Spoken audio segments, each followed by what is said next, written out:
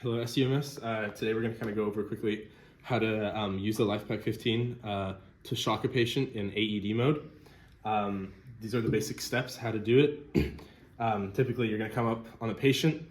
Immediately, you're going to go over your normal CPR protocol.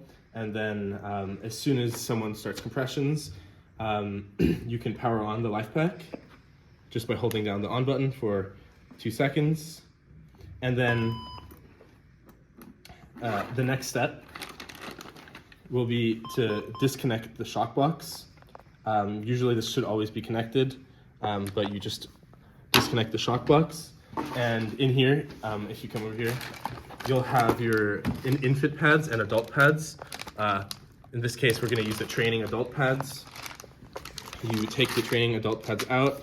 These are just like any old AED pads. You come to the quick combo pad and you plug in the leads. You'll hear it click. Always make sure that it's nice and connected. There's no loose fittings. And then you're going to have your pads. You adjust your pads you put your pads on the patient normally how you would. One on the top, one on the bottom. And then as soon as you have that on the patient, the second to last step is analyze. Connect electrodes. They're not gonna go into the next step because they're actually not on a patient, but the last process that's gonna happen is it'll run through a normal AED mode, and it'll tell you when to decompress, when to breathe, and then it'll also tell you when to shock.